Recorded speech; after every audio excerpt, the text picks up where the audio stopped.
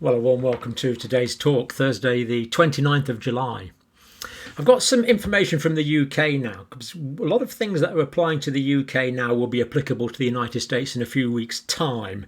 And we'll also look at some things, a few specific things from the United States, and some out-of-date or really pretty well inaccurate data from the CDC relating to Israel as well.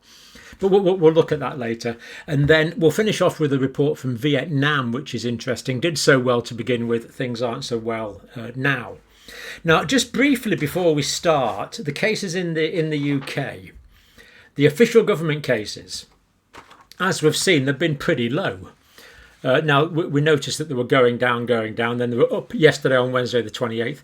Today, Thursday, up to 31,117. So there does seem to be an increase in cases now. But for the last week or so, they've been relatively low and going down. But we have noticed that this is inconsistent with the COVID symptom tracker app data, and we wonder what was going on yesterday. Well, I think we've got a few answers to that now. I think we got part of the way there, but Tim Spector's filled out a bit of information on that. Because remember, the COVID symptom tracker data is showing about 60,000 per day incidents, that's new cases per day, as opposed to that's over the past week, as opposed to much lower levels from the official government data. Now, from this, Tim Spector computes that the R value is probably around about 1. In other words, we're flat. Now, I find this actually remarkably encouraging. If we're actually flat with the Delta variant at the moment, then I really think things are going to get better. Although there will be a bit of an increase in cases next week because of the lifting of restrictions on the 19th. But an R value of 1 for the Delta variant is really quite promising, I believe. Now, in terms of these 60,000 new infections, roughly on a daily basis, about 24,000 of those new infections were in people that were vaccinated, and about 26,000 were in people that were unvaccinated. So we see that people that are vaccinated are getting nearly as many infections as people that are unvaccinated. Interesting. And not really surprising, because there's so many people now who are vaccinated and fewer people who are not vaccinated. And the people that tend to do the COVID symptom study app are more likely to be taking an interest and therefore more likely to be vaccinated as well. So it's not saying it's not saying the vaccines don't work. Vaccinated people get 24,000 infections and they're less severe infections, less symptoms for less time. But it's hard to be accurate on this because unvaccinated are a small proportion of the relative rates in the groups now, the vaccinated and the unvaccinated groups. But still, nevertheless, completely clear that vaccinated people are getting the infections. They certainly are. Higher overall number of vaccinated people will get infected as time goes on, as these are now the majority of the population. So as there's fewer and fewer unvaccinated people, less to infect, by definition, a larger percentage of the cases are going to be those that are already vaccinated. So it's not particularly a concern. And to be fair, Tim Spector has been anticipating this for a couple of weeks now. So one vaccine, people that have had one vaccine, percentage of total infections was 22%. People that have had two vaccines, percentage of total infections 18%. So we see that two vaccines providing more. So that's 22 and 18% of that total of the 60,000 a day. Now, prevalence is pretty high. The people with it at any one time, 1 in 84 at the moment in the UK, have got infections with or without symptoms. So pretty high at the moment. Now, these numbers, this prevalence is actually similar to February 2021, but we're much less worried because it's a much more optimistic picture due to there is an increase in people being hospitalised, there is an increase in people being sick, but nothing like as much as there was because of the vaccines, the protection that the vaccines are giving. So here we see Tim Spector saying vaccines are still clearly working against severe problems, severe illness, hospitalisations and deaths. Now let's just look at some contextualisation graphics for a minute. Here we see some European countries. Now Spain, we now notice, has got higher rates than the UK. But the vaccination programme in Spain is catching up nicely. The United Kingdom down, France up. But again, the vaccination programme is catching up. There's just a delay. Greece and Ireland pretty well neck and neck there. And the United States is on there with its increase. We know about the increase in the United States, but that's on for comparison with the European countries. And then when we look at testing, we see that the UK is testing massively more than other countries. And the testing in the United States is relatively low. Spain actually has a very high positivity rate. So unfortunately, the high positivity rate in Spain does mean that this overall number will carry on increasing. But the UK presumably picking up a lot more infections, for example, than the United States, which is quite interesting. So the United States not picking up all of the infections it could, really, to be quite honest, at the moment. Anyway, going back to this this data, dropping government cases, inconsistent with the COVID symptom tracker data. Now, Tim Spector does say that sudden drops are unusual in pandemics. In other words, what you normally find in pandemics is herd immunity will develop over time and the numbers will level off. I suppose they have levelled off now, but then they will go down gradually. So this sudden drop that we've had, that we've looked at, this sudden drop in cases that we've looked at over the past few days, it's not typical of what you'd expect in a pandemic. So while herd immunity, I believe, is part of the reason for that drop, it's not the sole explanation for that reduction in cases that we enjoyed for 7 days. So dramatic drop in the official data when the Zoe data is flat, clearly an inconsistency between the two there. Now there's a reduction in cases in the young, which is good. School class bubbles used to generate a lot of positive tests, but now the schools are on holiday. So you probably know what used to happen here was one person in school, in a class in school, one pupil would test positive and the others would have to get tested and isolate. So that was a lot more people, children and young people especially, going for testing. Now the school holidays are on, that is not there, so that is going to reduce the overall number of cases that are picked up, as well as reducing the overall number of cases that have been transmitted in school. So that's another reason. Another reason may be the Pingdemic. Now, I think there's something like 600,000 people currently isolating, or I think it's more than that. Was it 600,000 people, I think, in the last week? Anyway, it's been a huge number of people pinged. But of course, a lot of people don't want to be pinged. So maybe a lot of people have turned their app off. In fact, they have. There's evidence for that. And of course, that means they're not going for testing because they want to be able to carry on working. So the Pingdemic itself, paradoxically, although more people are being pinged to isolate, that could actually result in the apparent number of cases going down, is another reason. And of course, people want to go on the holiday, so that's another reason not to get tested. And the other thing is that we looked at yesterday, fever with persistent cough and anosmia is still on the government website, alas. Pathetically out of date. Now, we do have slightly updated figures, though not percentages, but for people that have had 2 doses, headache is now the most common feature. Now, we don't have the precise percentages, but headache has actually taken over, but it doesn't alter the fact that headache and runny nose are the most common symptoms in people that have had 2 doses. And in the unvaccinated, as we know, headache is still the most common clinical feature. So these are the actual clinical features that we see in the real world, and the government website is simply, well, why is it so out of date? It's just ridiculously out of date. But there we are. Therefore, people aren't getting tested because they don't think they've got the classical symptoms, whereas for the headache, the runny nose, the sore throat, the sneezing, they're not getting tested because it's not on the government website. Inexplicable why the government is so behind the times on this website. So symptoms, headache now at the top of both lists. Now, this was interesting. There was a survey on the NHS app, which of course I filled out last week. 700,000 people responded to this. 22% of people who had downloaded the app have now deleted it. So the government keeps figures on how many people have downloaded the app. It's lots, I think it's about 24 million now, but it doesn't keep figures on how many have deleted the app or have it turned off. And we now learn that 22% of those who had uploaded the app have now deleted it for whatever reasons they have. Now, of this sample of 700,000 who responded, 425 have the app switched on, and the ping rate was actually 10%, so pretty high. Now, this was interesting. So, in other words, told to isolate. Not all of those were contacted by test and trace, but the majority were.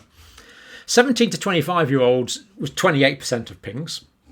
25 to 30-year-olds, 22% of pings. 35 to 55 is 14%. 55 to 75, 8%, and 75 plus is 6%. So we see that the number of pings goes up with decreasing age, indicating the relatively less vaccinated status of these people and greater social mixing in these groups, of course. Now, Tim Spector's reported some provisional studies on COVID and diet, which is pretty interesting. Now, the government have done a survey with 5,000 people, which Tim Spector poo-pooed because his study's got 1 million people in. Now, I'm going to do a separate report on Tim Spector's Zoe study because it's pretty interesting. But from the government study, 40% had gained 3 kilograms, which is about 6.6 pounds maybe, something like that. But we actually know from Tim Spector's data that quite a large percentage have lost weight as well. So quite a few people have put weight on, but quite a few people have lost weight during the lockdowns and the restrictive measures. And it's been the same with other measures like drinking alcohol and eating junk food, you know, that they are up and down. So there's been a very variable response to the overall population on these things. Now, moving on to the United States now. Interesting. Mandated vaccines. Google have mandated it for their staff. Facebook have mandated it for their staff. Don't have a vaccine, that's fine, but you don't work for Google or Facebook. And Joe Biden is thinking about mandating it for civilian federal workers. Now, it won't actually be mandated, but there'll be a very inconvenient testing regime for those that are not vaccinated. So it looks like that's coming pretty soon. Mask wearing, of course, advised now for most of the states. We looked at that from the Centers for Disease Control yesterday. And masks are now being worn in all federal buildings. So let's look at some CDC data now. Number of cases, of course, we know are going up. So this is the increase in daily number of COVID-19 cases in the United States reported to CDC. So we know that's going up, and we believe it will continue to do so as a result of the Delta variant. Now, deaths in the States, if we change that on to deaths, we are starting to see a slight increase now, Unfortunately, that will increase because there's another nation within the United States of 100 million eligible people who have not been vaccinated. New admissions of patients with COVID-19 to hospitals. Well, again, sadly, we do see quite a big increase. Now, this is very patchy. Some areas are already remarkably challenged and hospitals are full. Other areas, things aren't so bad at all. But we do see that increasing trend. So current 7-day average, 5,186 admissions. Previous 7-day average, 3,541 previous admissions. So we definitely see that trending up. So that's that data tracker. Now, I'm going to look at this one in a minute, the science briefing in a minute. Seem to have opened things twice today. Right, never mind. Better too many than not enough. So CDC references. Now, what I wanted to point out was the Israel data. And I'm going to have to turn my aperture a bit because the sun's come out. Sorry about this. Otherwise, we won't see a thing. There we go. You can see it again now. There we go. So what happens when you're filming, the sun comes in and out and confuses the issue. Now, what I wanted to show you here was this is the data from Israel. So adult general population. General adult population. Pfizer-BioNTech vaccine, protection against infection. And this is live from the CDC website, 92%. So we're actually looking at this site here now, this briefing paper that we looked at yesterday. So it's clearly saying there that the Israeli data is indicating a 92% efficacy, protection against SARS-CoV-2 infection in the general adult population. And then it gives quite a few other figures for different segments of Israel as well. All very high. So that's saying that, but then we looked at the Israeli data just a few days ago, and we see that Israel, after 2 doses protection against getting infection, is actually 39%, down from 90%. So whereas it's on the CDC site as 92%, was it? General population 93%. The actual figure now is unfortunately much lower at 39%, because there's been a waning of the protection against infection in Israel. Still high protection against getting very sick and not being hospitalised. Symptomatic infection, again, people are more likely to get that. 41% protection against symptomatic infection. So definite. Why? I mean, this paper came out on the 27th, 2 days ago, from the Centers for Disease Control. So why is it out of date? Why haven't they got that right? It's just, the amount of people and the amount of money they spend on this, and they still haven't got it right. It really is a bit bemusing. I read nothing into it. I think they should get their act together on the website. And you might remember Israel protection against infection overall was 39%, but it depended very much on when people were vaccinated. So those vaccinated in January, it was only 16% protection. February, it was 44% protection. March, it was 67% protection. April, it was 75% protection. So we see this rapid waning of protection against infection in Israel. Again, symptomatic disease, again, we see a rapid waning as the months go on, 79 to 69 to 44 to 16%. But, as we did notice at the time, and this is remarkably encouraging, we looked at reasons for this yesterday.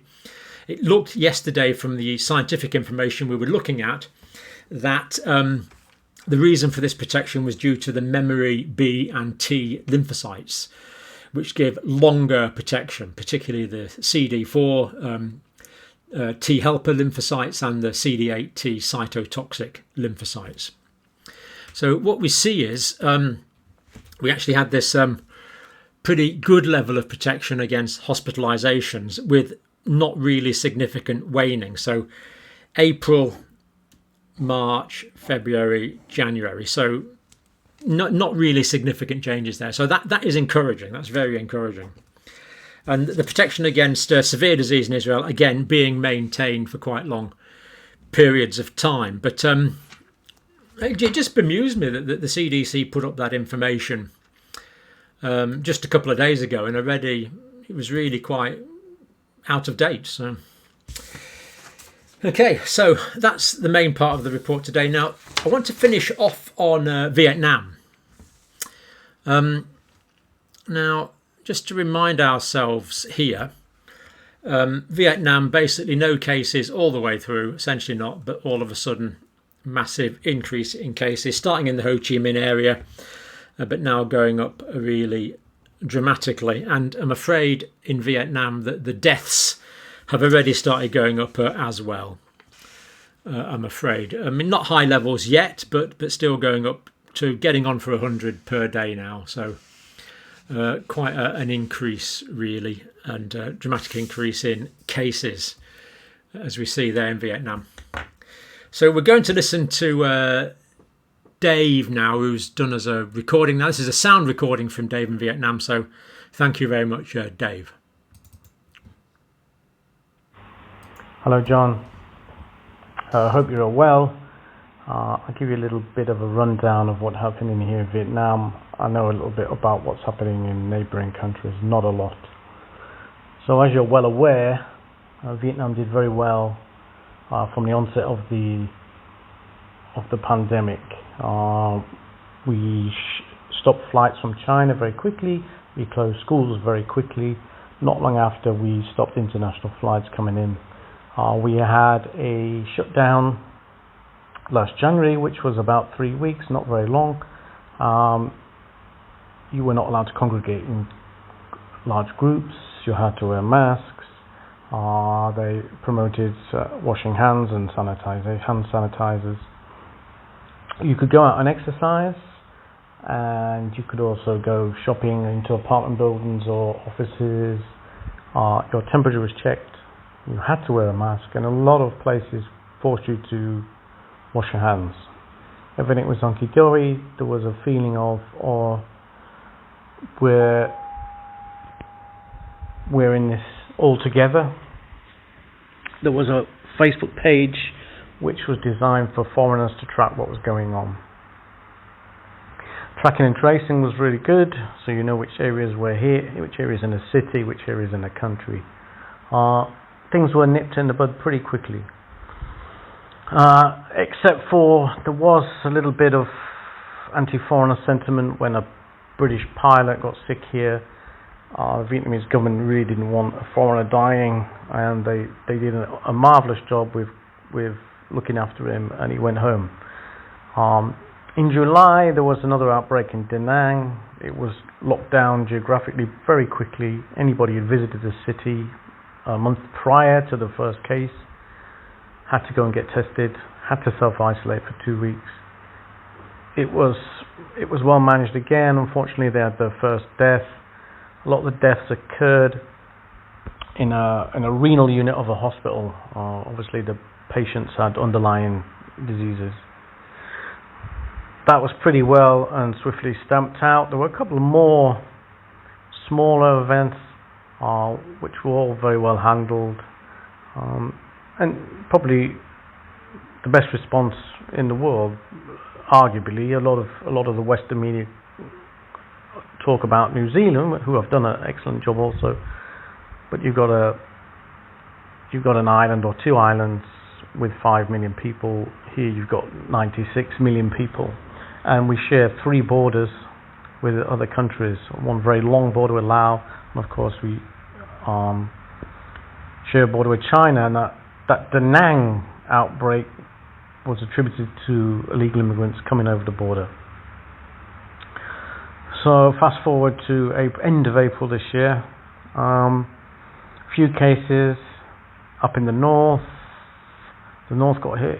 They started rising rapidly, but I think that people might, we've done this 2 or 3 times before, we've handled this, we know how to do it, get on with it, we're back to normal. A couple of cases appeared in Ho Chi Minh City,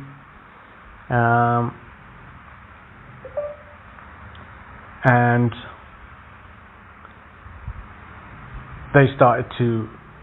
for a while there was not much information.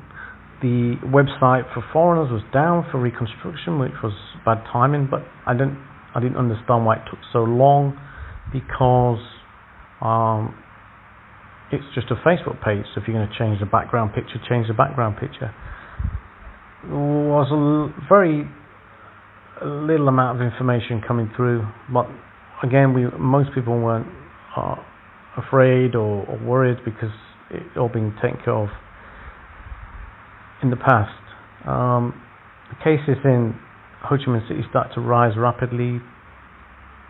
We had a lockdown similar to the first one, but I don't think people took it so seriously this time. Maybe because complacency. There's a pond close to me where people used to walk around for exercise. That often when I went on that night time, there were groups of youths, 15 to 20, having picnics, smoking weed, drinking. This was more commonplace. You go into a shop, they were less strict about you washing your hands. Sometimes you get a temperature check, sometimes not. Anyway, the figures started to rise rapidly. I imagine the Delta variant they put a stricter lockdown out, so you had to stay in the house. Some businesses continued working, and some businesses, they said if you want to work there, you've got to live there, but obviously they don't have, some places don't have the facilities.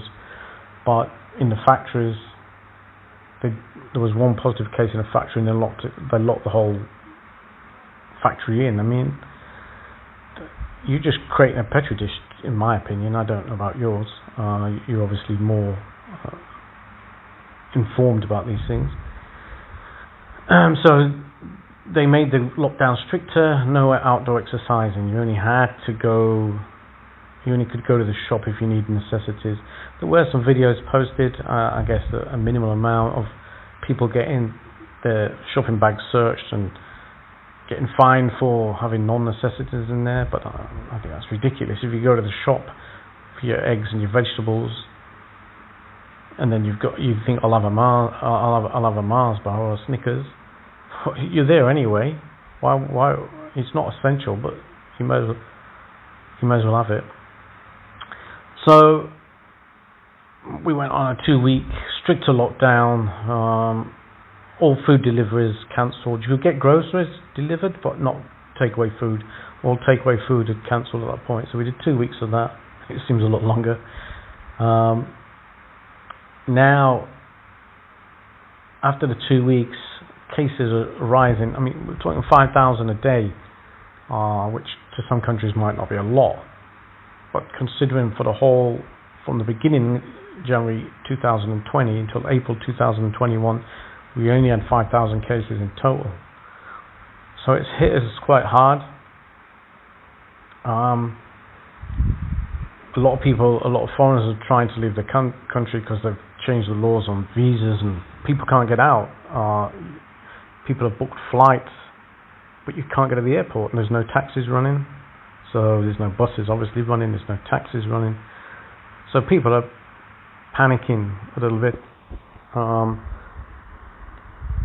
There was some panic buying actually when they said they were going to close the businesses. Everyone assumed it was also the shops. Went to the shops, the shelves are bare. So last Friday they implemented a new rule that nobody after 6 p.m. nobody allowed out. 6 p.m. to 6 a.m. curfew. Now they'd agreed to open the supermarkets later until 10 o'clock so that people have more time to get their shopping. So now that's 4 less hours. So people will be going during the daytime. They've also brought in a new thing that's coming in is shopping with vouchers. So you get 2 vouchers per household per week. So you can go twice a week to shop. But if you've got like a house like mine, the family live on the ground floor, and floors 2 and 3, I've got 4 apartments, so they rent them out. In my house there's only me, but I've got friends who they're full. So I don't know how they're going to deal with that. If you can only get 2 per household and you've got 5 sets of people living in the same place. So that's the situation at the moment. It's not good. It's supposed to end on the 1st of August, but that's really unbelievable. It's not going to happen, basically. I'd say a month minimum. This time we feel a little bit more in the dark. This time I personally feel a little bit more isolated, less informed, and that's not good. Vaccination-wise, there's only 324,000 last time I looked that had 2 jabs. They were a bit slow on the uptake, which I suppose is understandable because we didn't have a big problem for most of the duration of this pandemic. But it's slow. It's a slow process, the vaccination process. Hopefully this lockdown has some turns around the numbers, the figures. And I've seen in Laos next door that cases are going up, not quite as bad as here. I've also heard in Indonesia they're struggling, and Thailand also, there's another lockdown. I think the only country around here that's doing any well is China, ironically. I speak to some Chinese people and they're going about their business as normal. Don't even need to wear a mask in the street. So hopefully we come out of this properly, and I hope in the UK I've heard that things are starting to dip down. Hopefully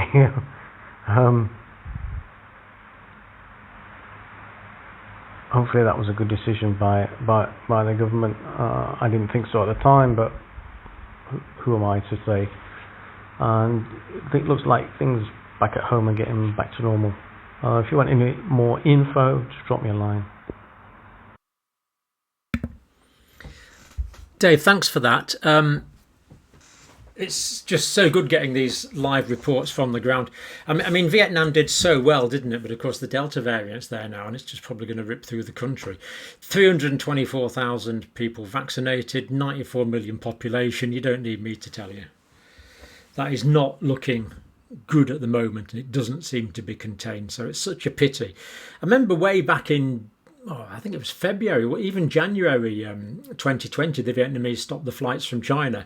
I was sitting here on this very seat in February 2020, bouncing up and down saying, stop the flights from China. But of course they didn't. They carried on from all areas apart from the Wuhan, Hubei area. But Vietnam stopped it, as did Taiwan. And they had these very low numbers to prove it for such a long time.